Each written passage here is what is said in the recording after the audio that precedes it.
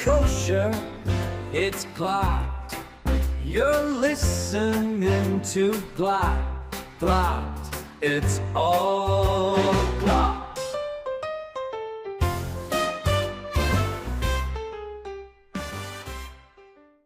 This episode is brought to you by Kosherdotcom, our partners on this podcast, and a really good resource online for recipes, shows, food content, Torah content, Jewish content. Essentially all kosher content, you know, the hub of kosher.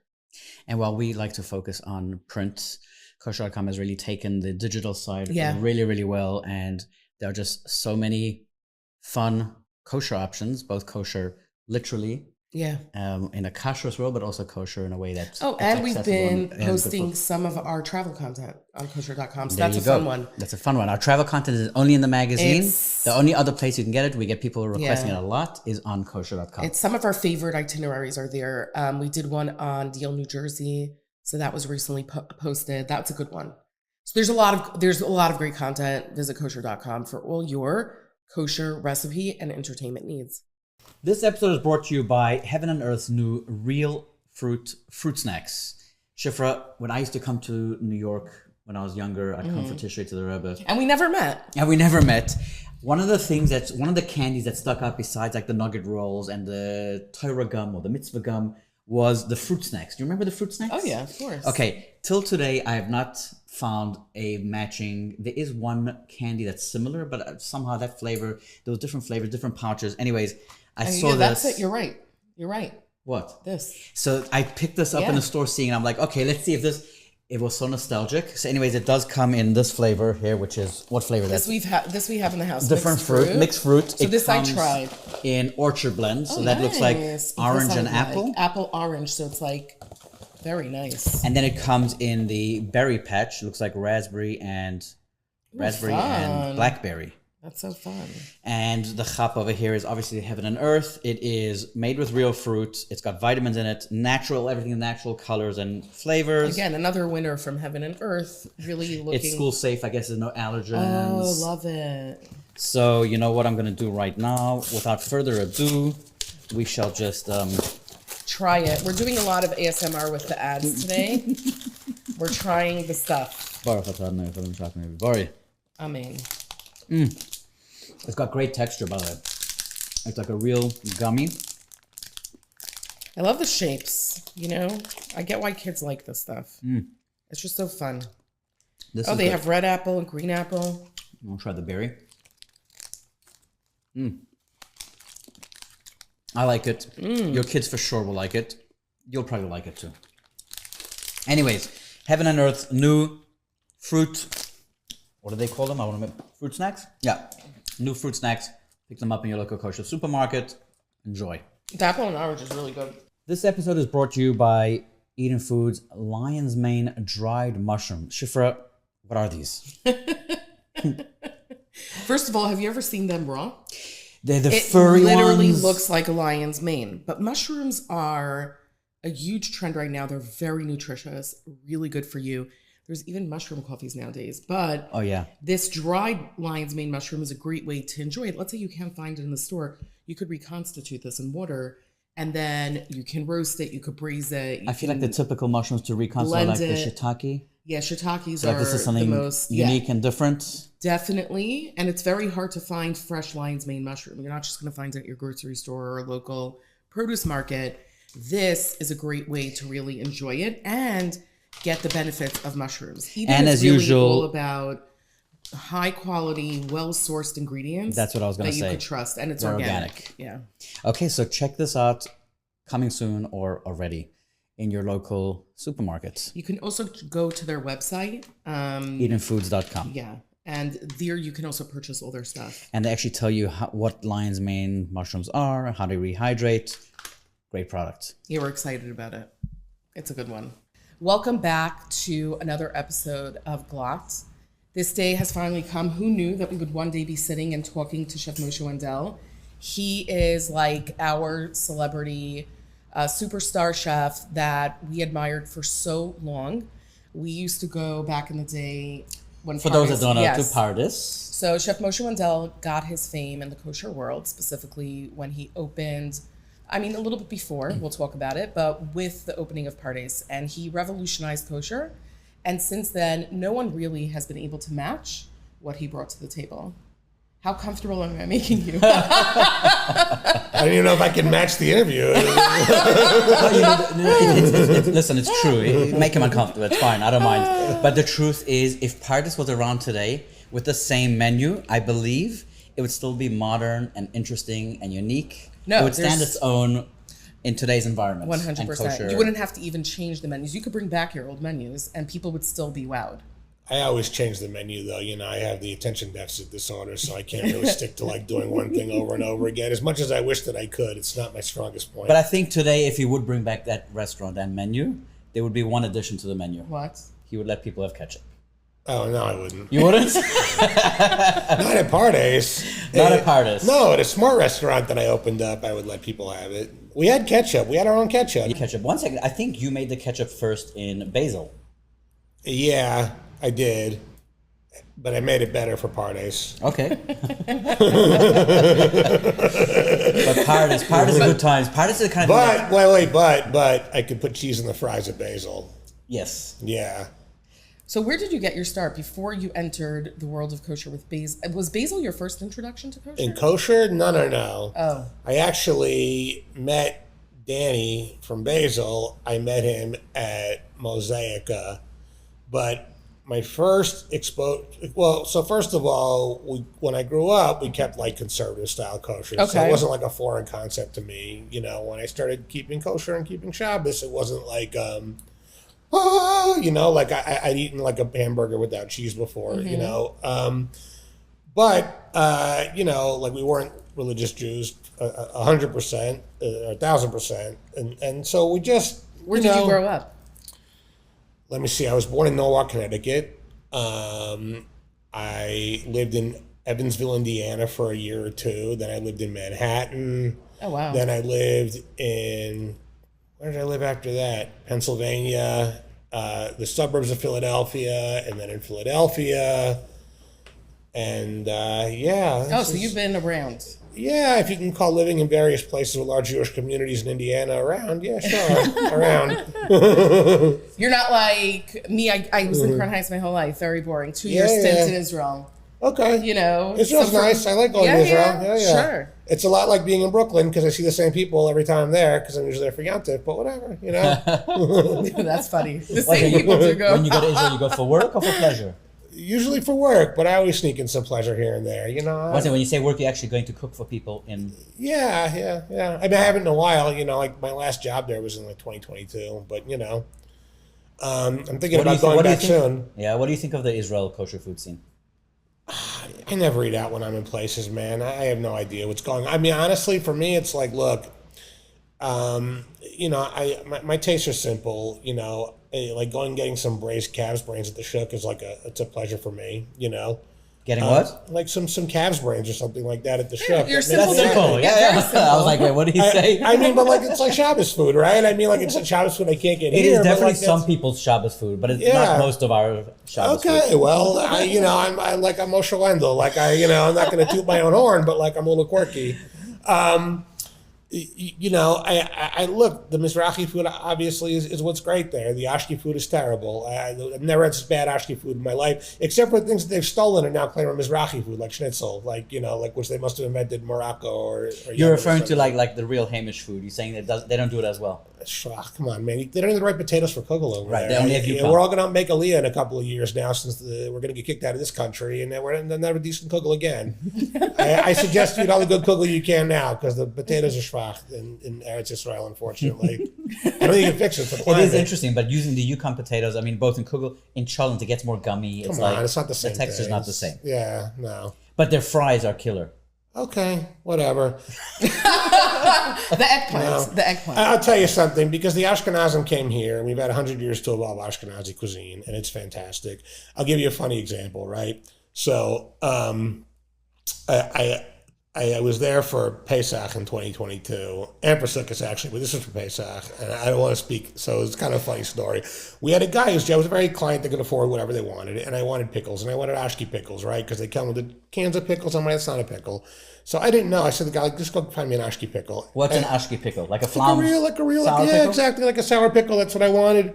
So like he leaves and he's gone for like the whole day, and I'm busy, so I don't notice. This guy is gone, like my schlepper, and he comes back like at night. I swear to God, this guy paid like $150 for like a jar of pickles and like some settlement, bougie, ashki. Like, it was a good pickle, by the way, but the price tag on it was insane. He was like, oh, I had to go. And I was like, wow, this is crazy. Like, like the herring, there's no herring culture there, It's picking up. They have good fish, but they just don't really...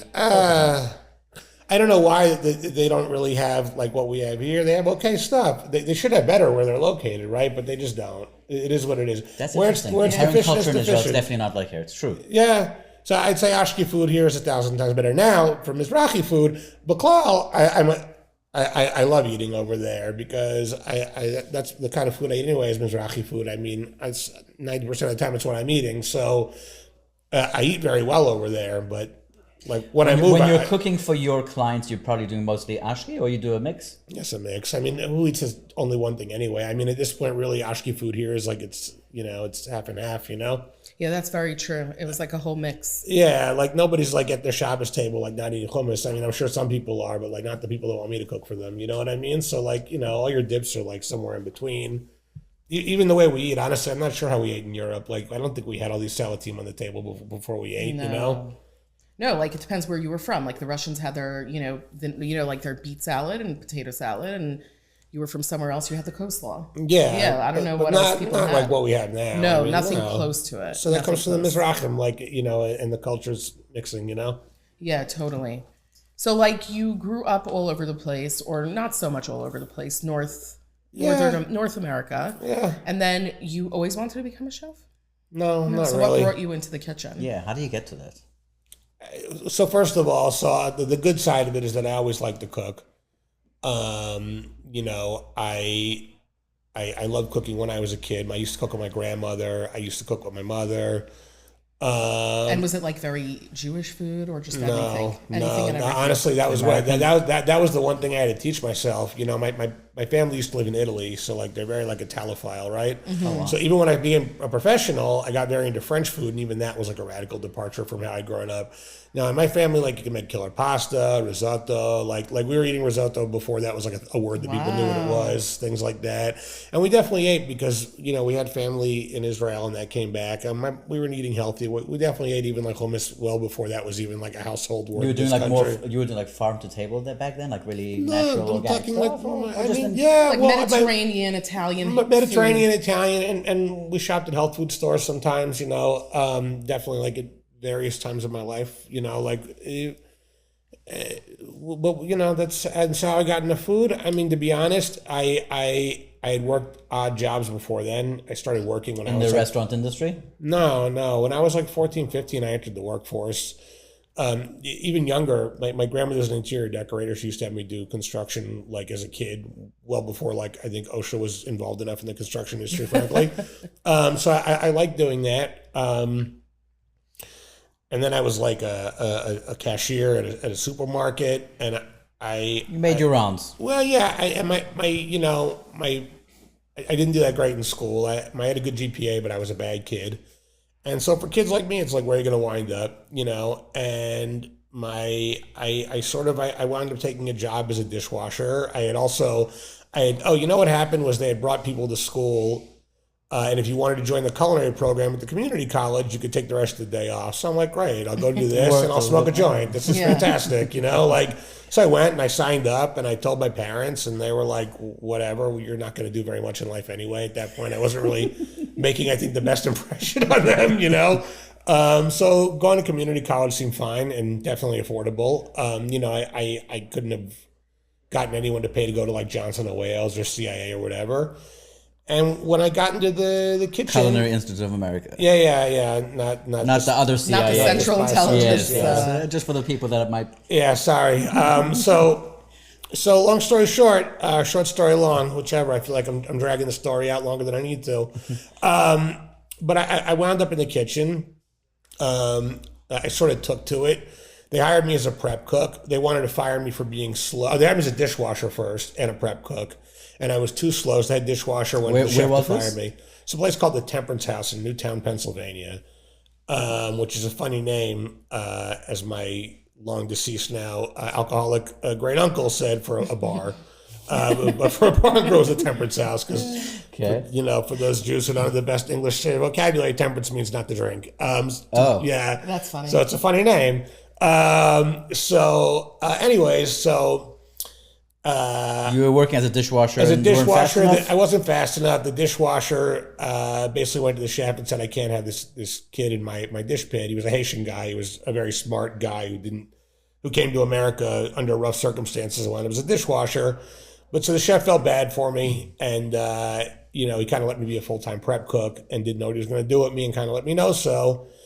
And then he started letting me up on the line, and I sort of started taking to that. And then there was a Richie Havens concert, because they used to do concerts in this place, like on weekends. And the main kid on Garmager on the salad station, he took acid before work, and he freaked out. And we had these sweet potato things, these balls that are really bad recipe, by the way. All these guys are not around anymore; they won't care. And he took these. He was throwing the mashed potatoes in the deep fryer, like the grease is flying up. There's oil splashing. He goes on the ground. He's rocking back and forth, and they're like, "Mo, get up here!" So they dragged me on the line in the middle of hell. There's like 30 tickets on the board. I'm like. But I jumped in and I made it. And after that was it. They never kicked me off the line again. That was my station now. I took the abuse. This is well back before you were supposed to be nice to people in kitchens. I was a fat little Jewish kid. I don't think someone's going to have met a Jew before, like at least not in any kind of, in the work environment. And they gave you a hard time? Oh, yeah. They brutalized me. But at the same time, they brutalized everybody. So it wasn't like, Yeah, for those that don't know, the restaurant industry is a very tough industry. And it used to be. Yeah, it's much nicer now. It's much nicer now. Yeah. Yeah, if you treated people the way I was treated, or you'd be sued into oblivion. So that's where you got your start in actually cooking on the line. Yeah, and I guess you found your passion.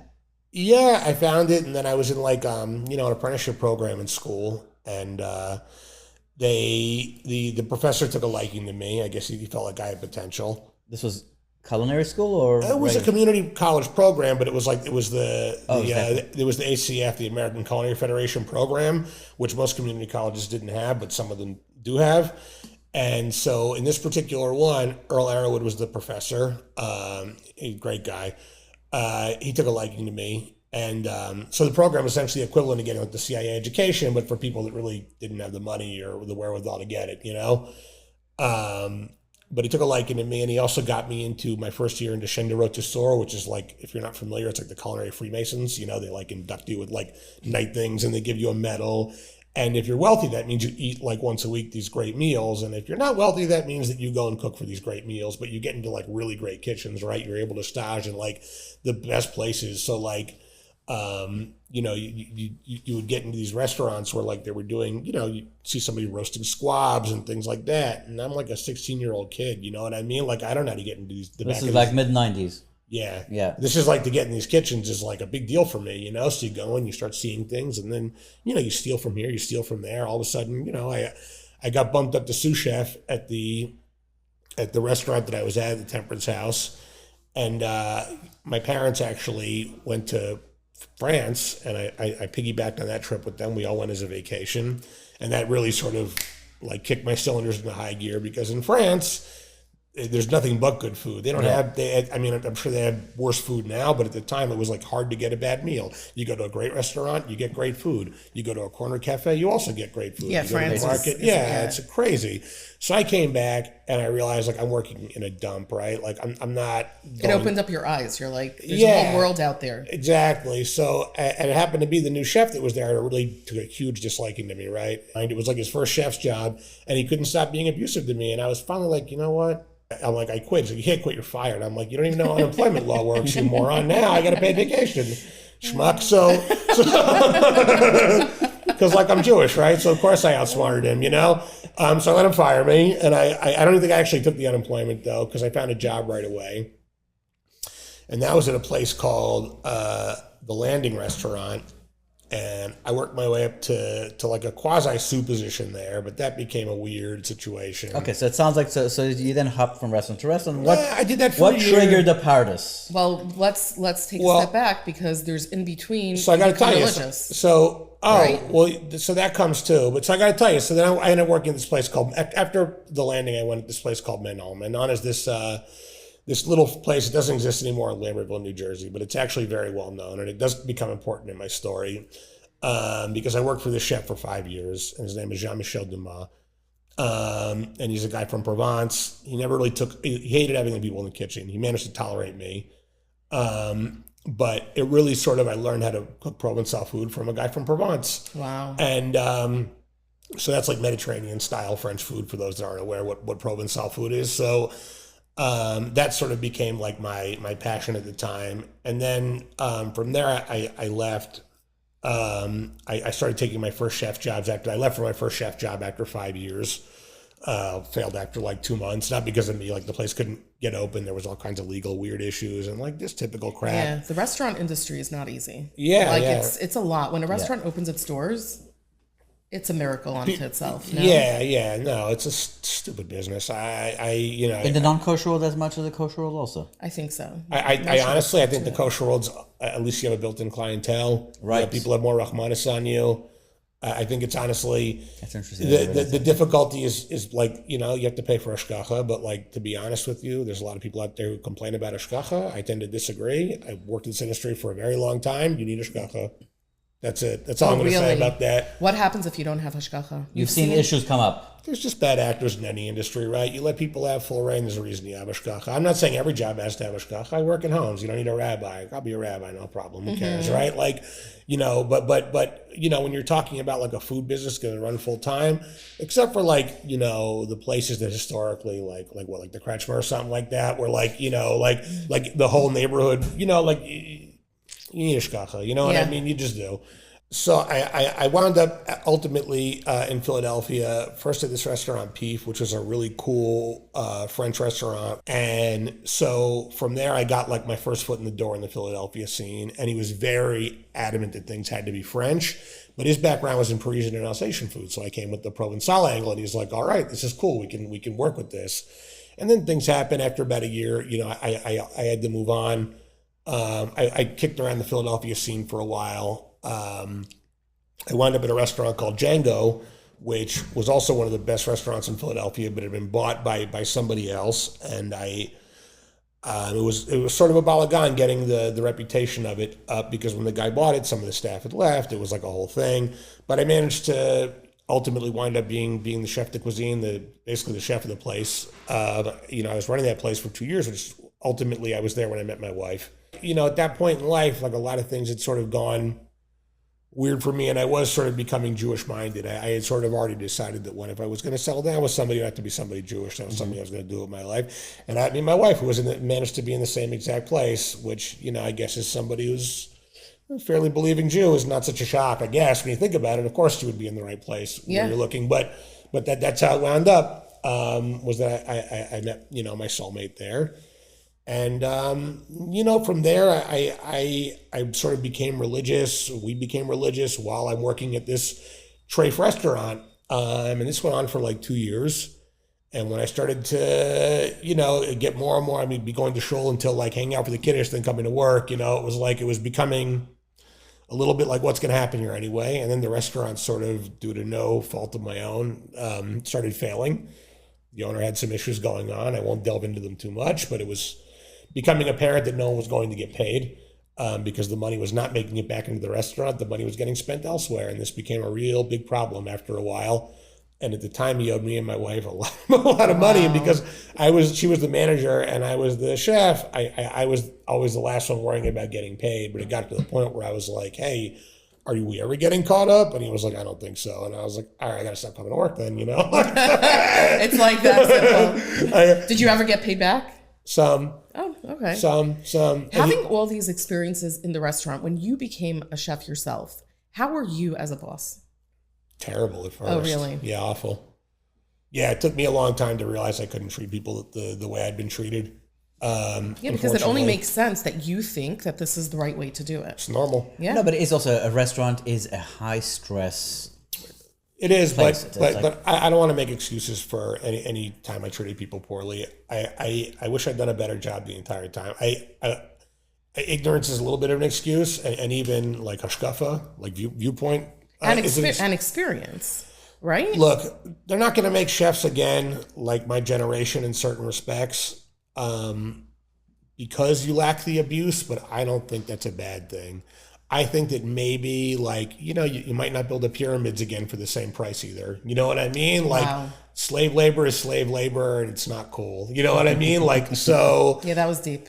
I mean, well, yeah. It is what it is. So, Yeah. you can't work someone 18 hours a day anymore for pennies and make them punch in and punch out for only 6 hours, which is like the kind of things that I experienced because I didn't even know you could go to the Department of Labor. And the one time I knew someone who did, they got blackballed. And that was the one time I ever saw anyone complain about the way they were treated. And to be honest, I probably mocked them also, like everybody else in the room did, because that was like, what a coward. Like I don't think I used language like that either, like, well, that was a very staunch idea. So when things changed, I didn't even know they changed. Honestly, there was 2 cooks that worked for me. And they quit and they were like, look, you're a jerk. Like, we love you, but you're a jerk. And I was like, and it happened like more than once after that until it finally hit me. Like, I got to do better. I have to do better, Listen, I mean, there are quite a few chefs today in the kosher market that on their resume says that they worked in Pardes. They worked with Moshe Wendel. Yeah, that's true. A lot of people who our food assistant years ago, Mushka. Okay, yes, sure. She has such nice things to say about you. Hoodie Riven. Yeah. But yeah, Mushka, I think learned a lot, and there were others. Yeah. There were others. Oh, I mean, she said you supported her also. Like, I think you were very kind to her. Well, first of all, she came when she started coming there to work. She was a kid. She was a child. Yeah. You know what I mean? And she was like a younger sister of somebody who came there a lot, and she was a sweet kid. Of course, I was nice to her. One of the owners of Buff and Bun. She married Semach. Oh yeah, you got to give me a name. I forgot her name. But so like O'Dane, obviously Chef O'Dane. I don't know anybody who knows who he is. Chef O. Smith. Yeah. Yeah. So O'Dane I talk to all the time. I was talking to him this morning. He's a very close friend of mine still. He's also private chefing in the Hamish Market. Private chef Hamish Market. He has his Jamaican restaurant. I know he's been working on a place forever in Lakewood, but it's in Jackson. What happened to your mashgiach? You had a mashgiach that used to make his own salt from he used to live in Seagate. Oh. And he used to make his own salt, I remember. I don't know. He wound up going to Arizona. Okay. And or New Mexico. I lost track of him. I'll be honest, I looked him up. Somebody actually called me recently looking him up. Yeah. Aaron Hutchinson. Anybody knows him, I'd love to say hello to the guy. He was a sweet guy, He's somebody who became religious later in life. Yeah, so just to give the listeners an idea of the experience you had at Yes, we probably should, yeah. That there was fresh sea salt, literally from the Atlantic Ocean. Yeah. Yeah. No, but there were a few things that he was doing back in the day in Paris. I mean, I think you're probably the first one using old wine bottles as water bottles. Yeah, honestly, there were so many things that you introduced. The tasting menu, the flavors. We never tasted tarragon until we came to your restaurant.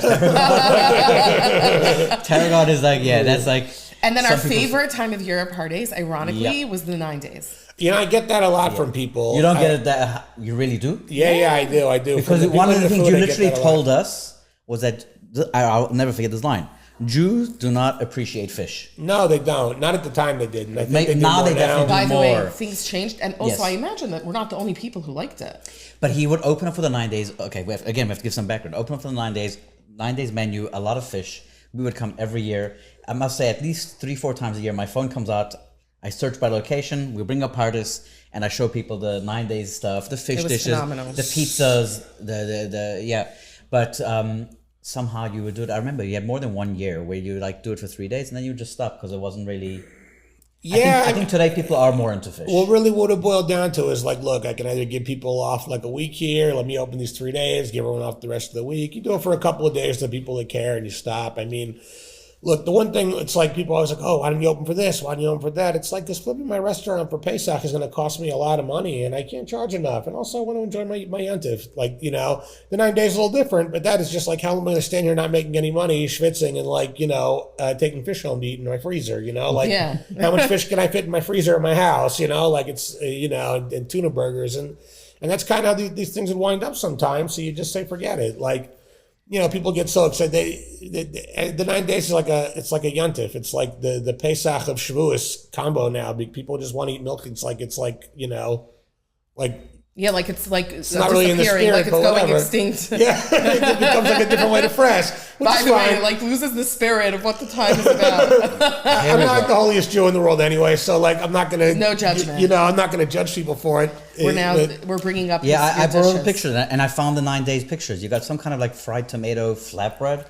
Probably, yeah. You might remember it better than me. Okay, so that's taramasalata. That's like the cured fish roe, and I think that's a little. We'll bring up the images. Albacore tuna. That's albacore. Yeah. By the way, our pictures that you know what is this? This is back in 2006. I wish anyone would go for albacore. That's like a fish I could never make popular, no matter how hard I try. They got people eat it there, but it's like one of those fish that like I think is amazing, but like people just don't really. Yeah, we have the best memories. Pardes was amazing. What inspired you to open it? What year did you open Pardes? Oh, what inspired me to open Pardes? What inspired you to open it? Also, what were you thinking opening on Atlantic Avenue? Because back then that was already out there. You know, I'll tell you, and maybe I have to edit it out later. So I'm going to try and say it like it's nice. So right before Pardes, as you guys know, if you're from Crown Heights, I opened Basil.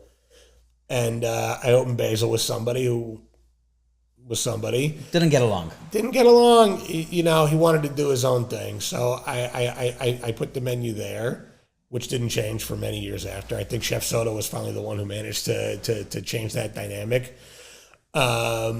But I opened that back in, I guess it was 2010. Maybe. One second. Right? One second. We're going to take a pause. Okay. You made the sweet potato gnocchi?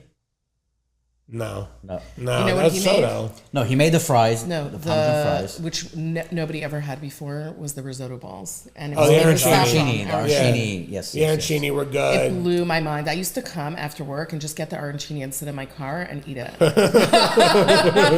Yeah. It was so good. The saffron and the cheese pull and the sauce you had with it. It was like garlic. It was so good. Yeah. I had a good tuna tartare there too with the lemon confit, and the pizzas were good too. Yeah. The pizza menu was really good. The fries revolutionized fries. Thank you. Nobody ever charged that much for fries until you came along. You know, that's not true. No? Mike's Bistro, actually. Oh, okay. Mike once told me, he says, I always look at your fry prices because whatever your prices is, I add $1 to my fries just to make sure I charge more than you. I don't think he'd mind me saying it, you know. Okay, so you start this restaurant and it's a success. It's a hit. People are into it. Yeah. What happens? Oh, Basil, you mean? Get along, something. There was a lot of characters there, a lot of personalities. Some of those personalities wanted to be the only personality, and you know, you can only fit so many egos in a room sometimes, no matter how much butler you're doing in your free time learning Hasidus. So ultimately, I wound up not there anymore, and I definitely had the huge chip on my shoulder after that. You had a point to prove. Yeah, big point. I wanted to be busier and make more money than them, so I did. That was my goal, really. That was it. I wanted lines out my door, and that was the whole reason there was even a pizza on the menu at a place without a pizza oven, was just to be like, screw you, I'll even sell more pizzas than you, you know? That was really, so much of that was spite. But the whole thing with Pardes, and I have to go back and say this, when I opened the place up, first of all, I opened it up with no money. Moshe Cullen from Crown Heights did the construction for me for like nothing, pennies. And it was right when he was starting out also. There wasn't a lot of construction to do, but you know, it was for what he charged me, I definitely got bang for buck.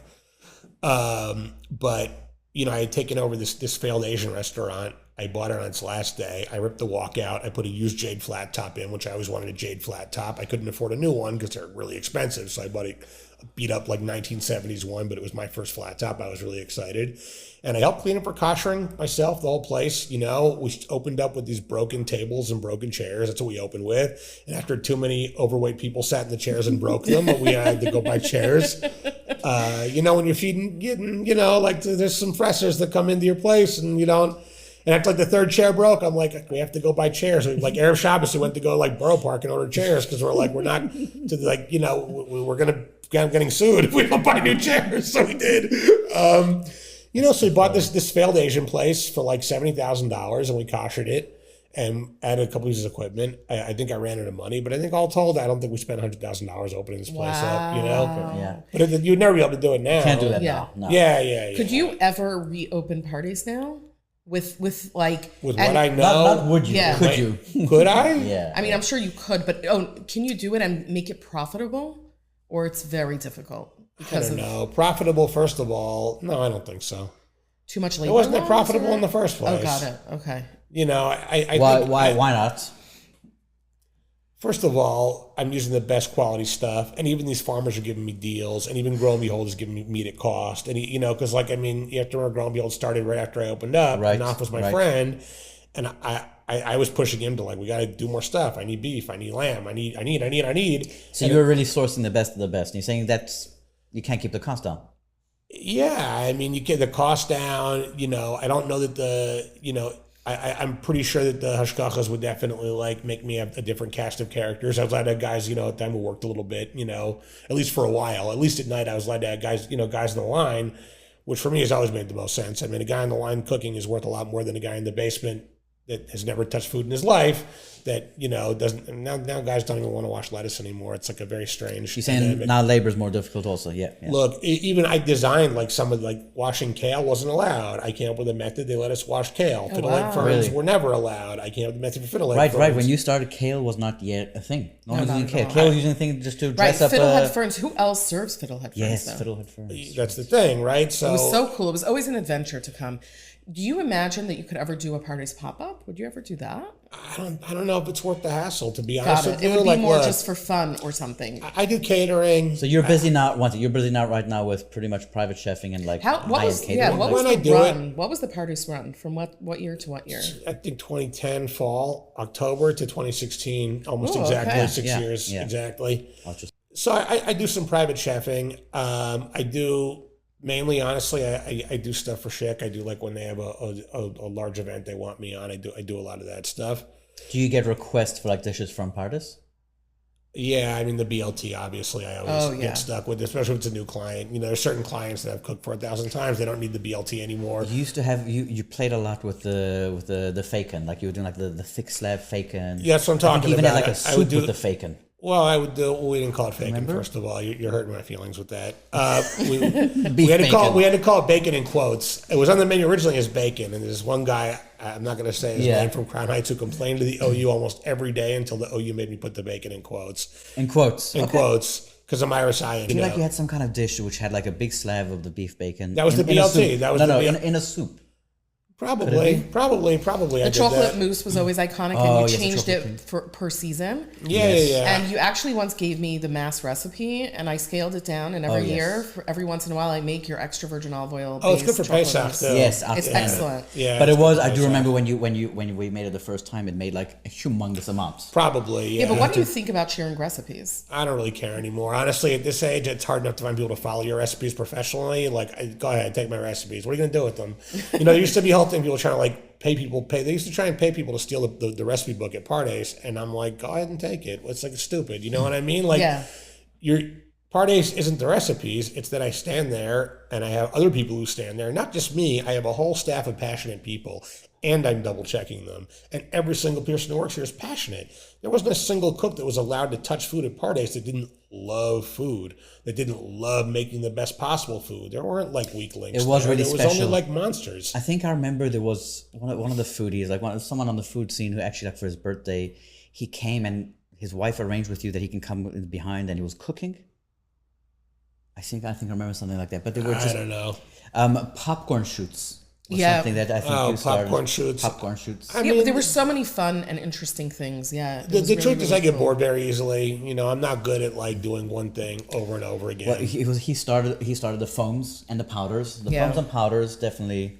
Yeah, I mean, so for the record, I didn't start them. I just took them with me from the non-kosher world. I'm saying the kosher world. When you say start, like you introduced these ideas into kosher, and it was really, really exciting. Yeah, but you have to keep in mind. So you asked me why I was on Atlantic Avenue, and I'm going to tell you. This is from Basil, right? Mm-hmm. So Basil, I had this whole idea with Basil opening up that I got very surprised when we opened up. Like, I thought it's going to be this, like, sneeze place, and we're across from 770, and I was like a new Balchuva, and it didn't quite wind up being the same way. There was, like, you know, Balagama Kolisha on the sound system, and for me, it was a bit embarrassing, because at the time, I'm like a guy who wears a black hat on weekdays, you know what I mean? Like, and so...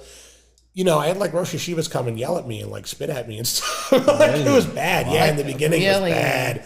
I'm sure you guys remember it was a little bit controversial in the beginning, and there was a lot of headaches from it. And I was this guy, I was very like easily embarrassed at the time. And so I opened up far away from Crown Heights because I didn't want to be in a religious neighborhood anymore. Mm-hmm. I didn't really want the headache of it. I wanted to be able to do my own thing. I didn't really want to play women on the radio, but I also wanted to be able to... You want to feel comfortable doing what you were doing. Well, like, look, man, also, like, Crown Heights is Crown Heights, right? Like, now, Crown Heights has this thing with food where people come from all over the place, but it used to be, unless, like, Simchas Beis HaShoeva, like, Sabra isn't going to come, like, into Crown Heights and Mas. Like, true. Well, things have changed a lot in a recent... And you have to credit Basil for that. That's the truth, because Basil, I think, was the draw that brought people in like that. Right. It well past my tenure there, because I was only there for, like, 2 months, you know what I mean? Like, from when I opened it. You were there for 2 months. Yeah, I opened the place. I helped design it, and then things got weird so quick. 2 operating months, but you were there before. Yeah. I was very, very involved in the opening of it, but it is what it is. Yeah. But it doesn't sound like today going into or even back then, the restaurant industry isn't like a lucrative industry. It's not a lucrative industry in general. Look, it can be lucrative, right? Like, there's ways to do it. There's restaurants that if I had to do it all over again, I could probably open a lucrative place. But to be honest, it's sort of a little bit of a curse being the Pardes guy, because like I have lots of like smart food ideas, but I'm always kind of terrified to do them because like I don't want them winding up getting peer pressured into being fancy again. I'm not interested in that anymore. I'm kind of over it. I do it professionally, like I said, for private jobs, you know, for weddings, for things where it makes sense, where it pays the bills, frankly. But like, you know, I'm not going to stand for 18 hours a day like a lunatic anymore. I'm not going to upset people. I'm not going to work that hard to get passionate staff. I'm just not. And to like run the tightest food cost imaginable, like it just sounds like lunatic stuff, you know? So yes, if I could open parties again, no, because I don't have the heart for it again. You know, like to do it, although I did it once. Why would I do it again? So what would you do? Me?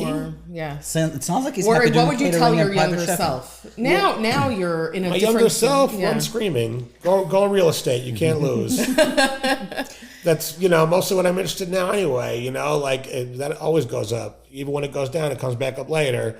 What would I tell my younger self? To do something else. That's what I would tell my younger self. To enjoy cooking as a hobby, to have a lot of fun doing it, and to not bring all this balagan into your life. That's what I would tell my younger self. But do you think it made you to the person you are today? I don't know. No, I was a lunatic back when I was a full-time cook. I'm pretty calm and chill now. Most people like me. My wife tolerates me in the home. My kids like me. It's amazing. Very different. And that's because you left the cooking world. Full-time, yeah, I think so. I mean, I'm saying the restaurant world, because now you are still in the cooking world. I'm in the cooking world, but not full-time. You're private chefing. But I'm not full-time. Like, look, the restaurant world's killer. You know, you wind up drinking too much. You wind up, like, all those things. Like, there's guys who worked at parties who aren't alive anymore. You know what I mean? It's a crazy business, you know? Like, I wouldn't wish it on my enemies, you know? If I was going to, but let's say I wanted to cook again. Look, I like making Heimish food. I like making family style food. I cook all the time at home, you know? I cook every week. I cook. When you say Heimish, you're making just typical potato kugels? No, I make a great potato kugel. You know, it's funny. Like I said, I had to teach myself Heimish food. Ultimately, I learned from some great guys. I mean, David Malka, honestly, probably, you know, gave me my first Heimish lessons. I actually did hear something about David Malka in your name.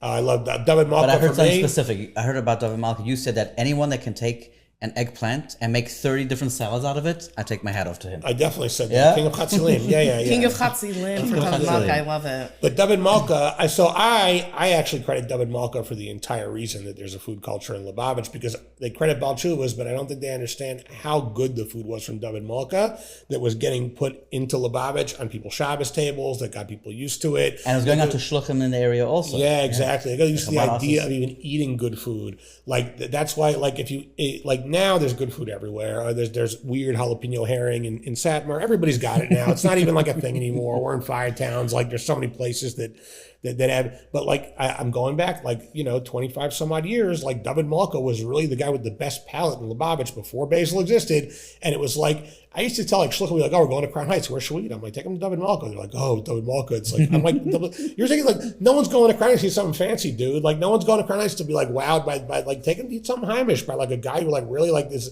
like Moroccan Heimish, like combination fusion palate. His cholent was cholent, amazing. So you making cholent and kugel for your clients? Or for your family? Oh, sure, of course.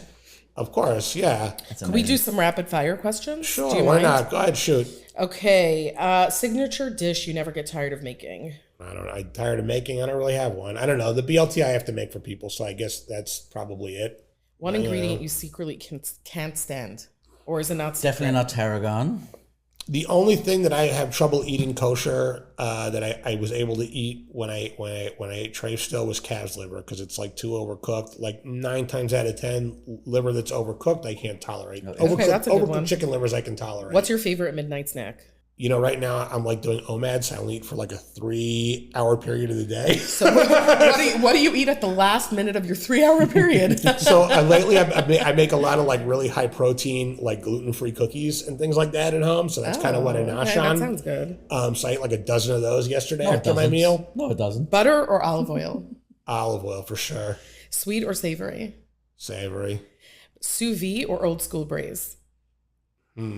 Both. Yeah, that's a good one. Both. And sweet and savory, by the way, is also both. Yeah, but you have to choose.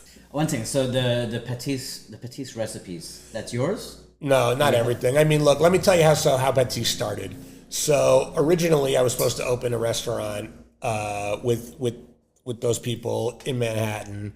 Then they were opening a bakery simultaneously. I was going to feed there, so I came back to meet the people involved. I realized that this place really shouldn't be operating the way it was. So I kind of took over the project. I shut it back down. I assessed it was going to be a very expensive construction project, which I think is really what Benny, who's there now, had in mind the whole time, was to really do this bigger idea. We discussed this sort of bakery chain he wanted to do. And I came in with a pastry chef who was supposed to sort of be his big thing. And we worked on the recipes together the entire way through. We brought some great players in. I mean, we stripped some really good pastry kitchens, to be honest, because at the time, they really invested a lot in this place. It was like a $2 million build out, equipment wise and construction wise and everything else. Wow. And we got a great staff in there. So we had great people working at everything. Did I design some of the recipes? I did. Some of them are my recipes. It was very much a group effort. I was the final call on taste and flavors. So in that sense, for sure I did, but I don't want to take all the credit for it. Like, like the buck stopped with me. But at the same time, we had great people in there. But I would say, so like for me, like as far as things that were brought into kosher, like viennoiserie at that level in this country did not exist before Patis, and our goal at the time was to outlive Maison Kaiser, which we did. They were like the big, was to be like the place to compete with Maison Kaiser, not to outlast them, but like, and Maison Kaiser didn't make it through COVID, and Patis after I left, but Patis actually did make it through COVID. Right. I didn't make it through COVID.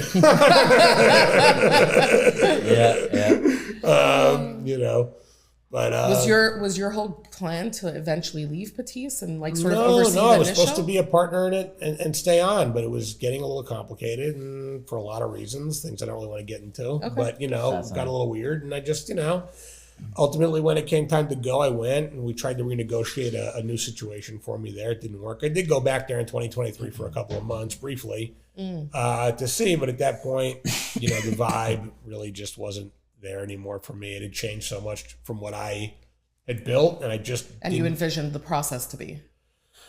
Look, man, there's a kind of passion that you can create in a place where like it's like it feel like what I wanted Patis to be was like really a place where like Lyndhurst, the factory, was where the real passionate minds were, and things sort of farmed out, and it became sort of a very high-end Dunkin' Donuts. And what it became instead was like every Patis location was a little bit different, and it was a lot to sort of wrap my head around the thinking process behind it. And like I'm a little OCD, and I I'm good at adapting to like things on the fly because like that's kind of a strength of mine. but adapting to like something that really doesn't like match my long-term vision, like that's not really a strength of mine. And also it seems like something that would compromise the quality and the end result is something you wouldn't put up with. Listen, man, there's still, my friend Gerson's still running that place. He's a guy that I hired back in the day, originally. He's a great, talented pastry chef. I think he does a fantastic job. It's just not what I wanted to be doing. Right. You know what I mean? Yeah, got it. What's your based on that pastry experience, what types of pastry tips would you give the home cook? Pastry tips? I don't know. Yeah, You gotta like be baking more, tips. Oh, use a baking scale. tips. The one thing That's I always tell people, tip. use a scale. When it comes to baking use a scale and okay. use metric. Don't waste your time with metric. always use metric, always use a scale. But Fahrenheit is better for temperature. It's much more precise. What is the advantage of using a scale for, It's so much more accurate. Like the cup system, this and that. First of all, most people don't even realize that you can't measure things volumetrically. That means with a measuring cup, and then it's going to weigh the same as what it weighs. So people think it's 8 ounces in a cup. It's not 8 ounces in a cup. It's 8 ounces of water in a cup, but it's not 8 ounces of flour in a cup. It's about half of that. It's 250 grams or so in a cup. Which is But most recipes at a home cook is I'm sorry, it's about 100 100 grams of flour. It's supposed to half a thing. So it's like 125, 150 grams. So it's like, oh wait, anyway, you're also a mathematician here. math is kind of a strong point of mine. Yeah, to be honest with you. That's really cool. So Yeah, that's why a lot of times like I'll make challah and I'm like dumping more flour. I'm like, what's going on? Like it's just wet and then it's too dry. You're right. It's funny. My wife is the baker at home. Okay. And when she started baking bread at home, she was using a bread machine. And I used to tell her, and she hates my advice in the kitchen. And there's one person, now she's at the point where she'll actually ask me things because she's actually so good at bread. She got so good at bread that, I wouldn't even suggest making bread in my home. I don't get involved anymore in her bread process. But one thing I did give her was, you should put this machine down and get a big bowl and work with your hands so you can feel the dough. Because when things would go wrong, she'd be like, what's wrong here? And I'm like, well, if you were in here feeling it, you would have known that, this and that. And, and now she got fantastic. She makes sourdough. She makes focaccias, the best focaccia I ever had in my life. My wife makes it's insane. People come over as guests to us for Shabbos, and we're the Shabbos and Yontif people in my family anyway. So we're used to making these big meals, and it's kind of where a lot of my energy goes that I used to put into cooking for other people goes into my home now. I think the original bread used to serve in parties was a focaccia, no? There was a focaccia and there was a sourdough. Yeah, I did both. You did a bread basket. I did both. You know what I love though? I love the way you speak about your wife. Oh, my wife is amazing. Yeah, it feels like you really have deep respect for her. Yeah, of course. How long are you married? Got married in 2008. We met in 2006. So we're together almost 20 years. Amazing. And I do want to share with everyone listening or watching that you are here and we're also going to go downstairs to the test kitchen to get a little taste of the food that you cook for your family for Rosh Hashanah. Yeah, so I'm very excited about that. So obviously even though I'm not so super duper with the beard anymore and everything, all my customs are generally Chabad customs because I don't really know how to do Judaism without it, but the one thing, like I said, so in my family I'm the guy who kind of does the big Yontif meals, right? Because I purposely got a house that had space just for entertaining. I really sort of geared my life around it because it's what I had to give back to my family. My parents, thank God, are still here with us, but they're older. They don't want to be taking care of everybody anyway. And for the people that keep kosher seriously, for Pesach, things like that, it's obviously there's very little. No one's got to ask in my house, essentially. But so for Rosh Hashanah, what it becomes, if you don't go to shul and daven for 5-6 hours, what is Rosh Hashanah dinner to you, right? You come over for the meal, you eat kugel, you eat brisket, and it's over. It doesn't have a lot of meaning, right? Tzimmus. And I know for sure, it's tzimmus. I know for sure that my family is probably not going to shul. Not everybody. Some people in my family go to shul, by the way, but some a lot don't. My friends you want to don't. make it a little bit more meaningful. More meaningful, and to me, the Seder kind of brings a meaning to it, right? So a couple of years ago, I think maybe 2022, 2021, I don't remember what year it was, but I guess it was after COVID, right? And that was actually the first time in my life because I had bought the new house that had space for it.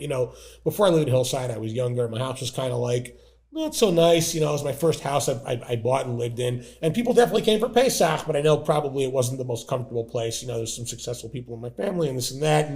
So after 2022 was after, COVID hit, then we started having guests again. And I remember I wanted to do something for Rosh Hashanah that made it more meaningful for people and had a little more meaning. So I started incorporating the Seder into it because when you say Seder, you mean doing the Yerotzins? Yeah, exactly. and I had been actually to a house. It was actually Lubavitch guy who did it before, but again, not everybody's house is doing it that way. It's not. Well, I mean, we're Chabad, and in my house, my father we wouldn't do the full Seder, but we actually made the 5-year Ratzons because my father comes from Yerushalayim. He comes from Yerushalmi family. So that's where I got it from. Was from Yerushalmi Lubavitch family that did it, and they were originally Breslov, and they brought that in. So I got it from I guess the Safranovich family. Used to live around the corner from me, and where's that? This was when I was in Hillside, in New Jersey. But I believe he passed away at COVID. The main father, the patriarch of the family. From California, no? Yeah, in California, exactly. So Jewish geography. Yeah.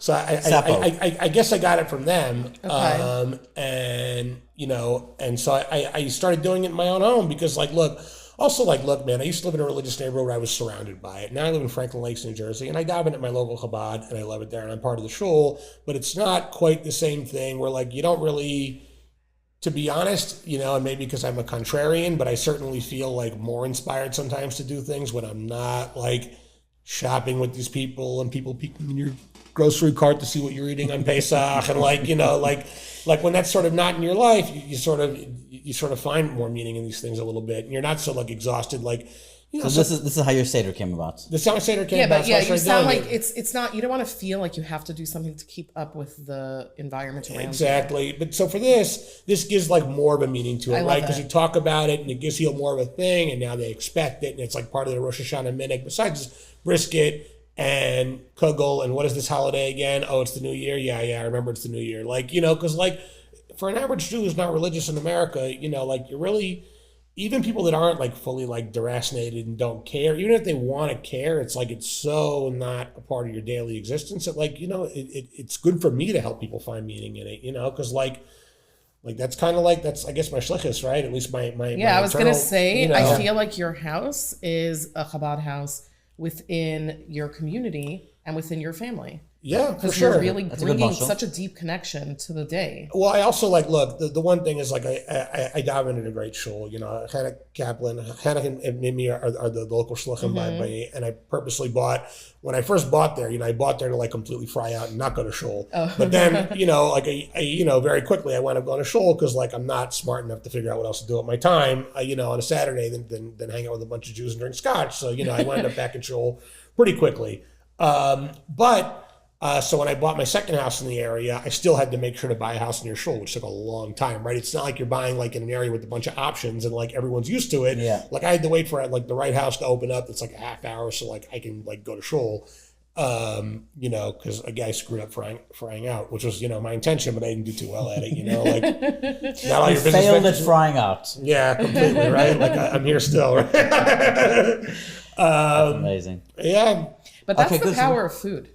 Well, look, because general, it's you're bringing your family together, you're connecting to the day, and it's through something so physical and delicious as well. Yeah, for sure. I mean, look, the one thing that I always felt no matter what I did with kosher food, I guess besides having a chip on my shoulder about basil, which was a minimal chip, I think the big thing for me was I wanted to show people you could do cool food that was kosher, or you could do food that happened to be kosher that was good. And there's plenty of good kosher chefs now, and there were good kosher chefs then too, by the way. I don't know. Yeah. I don't want to this guy's the best. You don't have a ranking system? I think about it. I schmooze the guys I schmooze with. Should we do a Top Chef issue and then you rate everyone? maybe when I'm done. No, I'm kidding. Honestly, I think most of the people that are doing stuff, if they're not so young, they missed me. I've met even the younger guys too. And obviously I get along with everybody, right? You have to. Especially catering industry, you have to get along with everybody, right? People say there's different caterers. There's just different configurations of caterers. There's not different caterers. Everyone, it's a very incestual business behind closed doors. You never know when you're going to need a favor from somebody. So it's all very nebulous, that universe, So I make sure to get along with everybody. But even not, look, I'm friends with most of these people. Even if they didn't work for me, I'm still a friend. I get along with those guys, It's amazing. Totally. I can't wait to go and try some beef cheek and some Rosh Hashanah. Well, don't give away all the secrets. No, it's Moshe Wendel's Rosh Hashanah Seder. It's been really incredible talking to you. The conversation was so dynamic, and I think we spoke about so many things. I can't wait for a Pardis pop-up. You have great sneakers, by the way. Thank Every you. time I see you, have a fantastic pair of sneakers on. Not everybody in the Jewish world appreciates sneakers, but you do. Do you know the story behind these sneakers? It's very sweet. My oldest son bought it for my birthday. Oh, yeah? 'Cause he knows I like sneakers. Very nice. It was very cute. I buy my dad sometimes sneakers also. There you go. My dad loves White Castle. Sorry, kosher world. My dad loves White We'll Castle. bleep it out. So I got him like the White Castle Pumas. We used to always get him like different White Castle related tchotchkes, right? But like, so I when the Pumas came out from White Castle, I'm like, I have to get him these, So like, I get him those. Got a couple of cool pairs of New Balance for me. He doesn't always wear them, but he gets them. Nice. Yeah, it's cool. But thank you for the compliments. You're welcome. Amazing. Great. That was amazing. Yeah, thank you. so much. It really means a lot to us, and I think everyone's going to enjoy listening and hearing so much more about you. All right. And we're going to go get cooking. All right, let's get cooking. Okay. This episode is partially sponsored by Fleishix Magazine. Fleishix Magazine is something we are personally very passionate about, but we're really excited to let you know about our upcoming Shavuos issue. Every single year we come out with Milchix. So it's our once a year Milchix the edition. Fleishix Milchix issue. Yes. And that is coming out. You can order it as a single issue on our website at Kosherdotcom. You can order Milchix on Kosherdotcom. Yes. But you can also subscribe to the magazine. You get 11 issues a year, and you also get access to hundreds of recipes on our app, which is exclusive to our subscribers and hosts all our previously published recipes. So even if you subscribe today, you have access to years worth of content. Fleishix.com, use code. It's worthwhile investment. What code should they use? Code Glatt. Use code GLAT. GLATT uppercase. To get 18% off. Use code GLAT to get 18% off. This episode is brought to you by Heaven and Earth new sweet and salty popcorn. This is a kettle corn. It is a healthier version of regular popcorn. Oh, I see. It says 70 calories per cup, gluten-free. Look at that. Vegan. Oh, made with avocado Made oil. with avocado oil. That's the new buzzword. The new buzzword. I mean, no seed oils. Yeah. And I bought 2 bags. One of them I brought home and ate. And you liked it? I really enjoyed it. It was a great snack. You it was have to kettle like corn. the sweet and salty I don't feel like it compromised on any of the I don't feel like the oil or whatever. So you have to trust Shlomo. He would never eat a snack that's not good. I like for the sake real of it being fat, healthy. real fat, real sugar. I'm curious to This see was the great. bag. That's Yes. very cool. I also love the bag. So Heaven and Earth has added some. Oh, also Himalayan pink sea salt. Yep, there you go. There you go. All the buzzwords, all the keywords, and it is Yeah. amazing. I love that there's a company like Heaven and Earth coming out and really servicing the kosher market and providing healthy options for everyone. It's I really want to great. just I want to add this. I want to end this ad with ASMR because as we're moving it around, I just hear.